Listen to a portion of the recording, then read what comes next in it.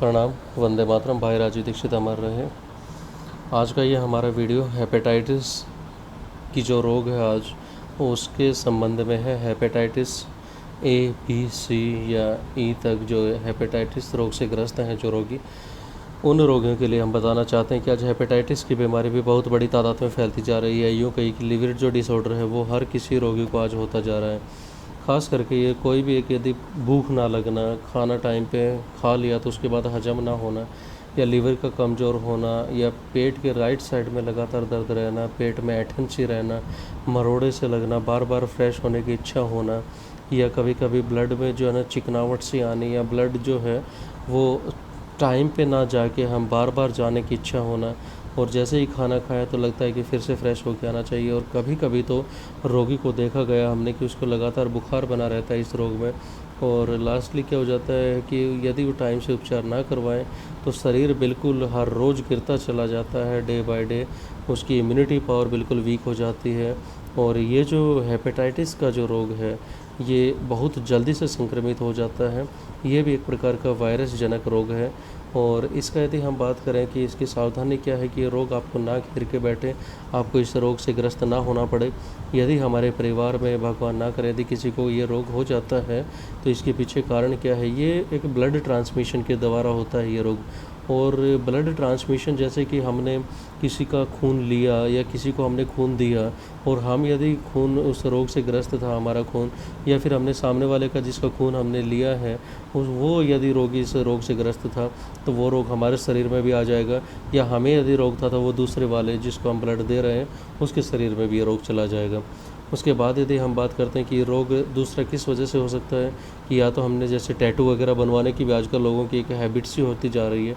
तो यदि किसी ने टैटू जब गुदवाया था तो उस टाइम पे क्या होता है कि यदि उस टैटू एक ही चीज़ से यदि बना रहा है बार बार, और उसको ब्लड इन्फेक्शन में दिक्कत थी हेपेटाइटिस की, तो डेफिनेटली उसको भी हेपेटाइटिस हो जाएगा जिसने उसी सेम उपकरण से अपने शरीर पे जो टैटू बनवाया।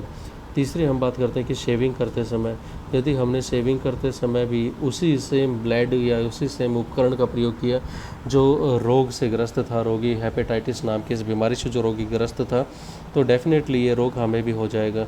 उसके बाद यदि हम बात करते हैं कि इससे फिर बचाव कैसे है, या काफ़ी रोगी ये सोचते हैं कि अब चलो मुझे तो ये रोग है और ये रोग दूसरों को ना फैले, या दूसरे लोग सोचते हैं कि क्या कहीं हम इससे सिंपली बात करेंगे फेस टू फेस बैठ के तो, या फिर उसको शेक हैंड करेंगे तो हमें ये रोग हो जाएगा। तो ऐसा कुछ नहीं है।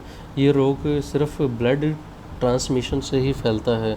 या दूसरा यूँ कहिए कि यदि सेक्सुअलिटी यदि डिसऑर्डर्स या सेक्सुअलिटी ऑर्डर्स यदि मेंटेन यदि किए जाएंगे तो उस टाइम पे भी आपस में एक दूसरे को ये चीज़ें होने का चांसेस बहुत ज़्यादा बढ़ जाता है।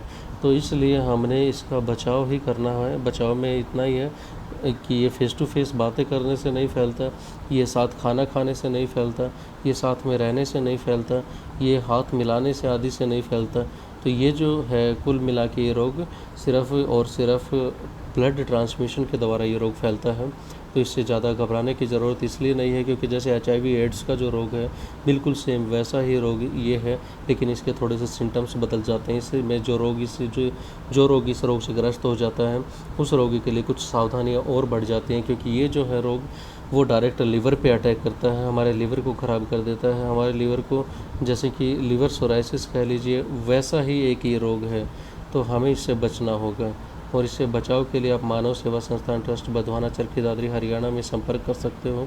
इस रोग को हमने बहुत सारे रोगियों को इससे निजात दिलवाई है, और इसमें कपालभाति जो योग है वो बहुत ही ज़्यादा असरदार होता है। तो जो रोगी अभी ग्रस्त हैं इस रोग से, उनसे हम एक ही निवेदन करना चाहेंगे कि वो कपालभाति करना शुरू कर दीजिए, उनको आराम आना शुरू हो जाएगा।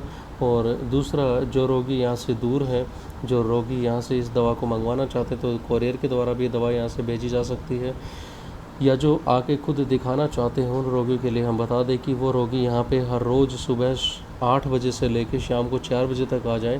8 बजे का समय हमने इसलिए रखा है क्योंकि जो खाली पेट यहाँ पे नाड़ी परीक्षण का जो काम होता है, नाड़ी देखने का जो काम होता है, वो हम सोचते हैं कि रोगी यदि दूर से आता है तो वो खाली पेट बेचारा ज़्यादा परेशान ना हो, उसको इंतज़ार ना करना पड़े।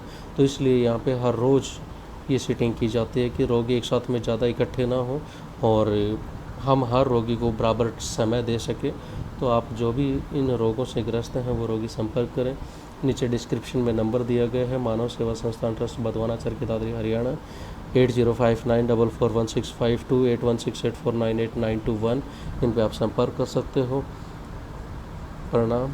वंदे मातरम।